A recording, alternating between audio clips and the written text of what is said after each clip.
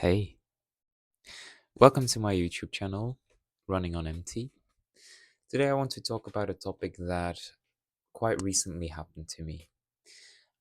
I had to quit my high performance job due to my IBS. And I think this is something that many of us will encounter in our lifetime with IBS. Um, Basically, what the job was about, it was as a functional analyst in a sort of a high pressure work environment. Um, and the thing was, why did I want to do this? Well, let's go back just a little bit. After I got my master's degree as an industrial engineer, ICT, um, I figured I had to do a job that re- that was quite challenging for me. I was like, okay, well, you have this diploma now, so now you need to do a job that is very important, very high pressure, brings a lot of stress. Um, and I got into my first job, just a full time. It's normal here to start in a full time. Um, and I actually got the opposite. I got a work environment that was um, quite normal, I think, but not a lot of pressure to perform. Um, I got a bore out. I spent 9 months there, and I went into a depression. I was feeling sick all day. I couldn't. The work bored me a lot. But I got to a point where I didn't have the energy uh, to go to a different job. I was just stuck there. I didn't know what to do in life. I came home empty. I was sick constantly. I couldn't really like. I needed my whole weekend to just re-energize for the work week, and it just broke me inside. So I got into a depression, and it took me about a year and 2 months to get out of it. And that depression, it wasn't just because of the job; it was much broader than that. From when I was little to now, I've always had a lot of struggles with social events, going out to eat, things that seem quite normal and easy and fun for other people. For me, and probably for a lot of other people with IBS, it's the worst. You have so much stress to just go to the most simple things, the most simple social gatherings, or even going shopping, or things that are supposed to be fun for us. They're just such a high risk thing to do, and you get so much fear, you build up so much fear to do it, that you just sit at home and you let your life go by. So I think that's where my depression came from. It took me quite a while to understand it as well, but fast forward to 3 months ago, I actually quit that old job. Um, and I figured, okay, well, now it's the time to do it all right. Um, and I wanted to do something durable, a job that I could do with my IBS, with my limitations. Um, and here in Belgium, we have some options, the VDAB, stuff like that. And I did that, but they don't help you. They'll never help you. Trust me, I'm saying this right now. They are not the right people to help you. They just want to get you to work as fast as possible. So they basically left me to my own devices, or how do you say it? And that was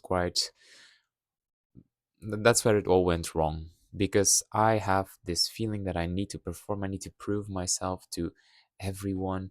I need to show that I'm more than my IBS. So I went ahead and I applied to so many jobs, so many high pressure jobs to to get the high pay, to get the beautiful title.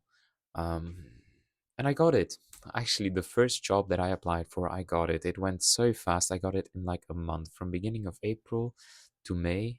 In May, I started. Like, actually, end of April, I started my new job. Um, but the signs were so clear, so fast. The long commute, I didn't expect it to have that much of an impact. The systematic hours you work, like you have an 8 hour work day, but you're basically there 9 hours.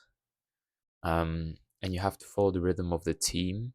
And there were so many expectations for me. They said, "Oh, you have a beautiful diploma. You worked as a developer beforehand. It's going to be great as a functional analyst." So there was pressure there. And what happened to me with my IBS is I got really sick during the day.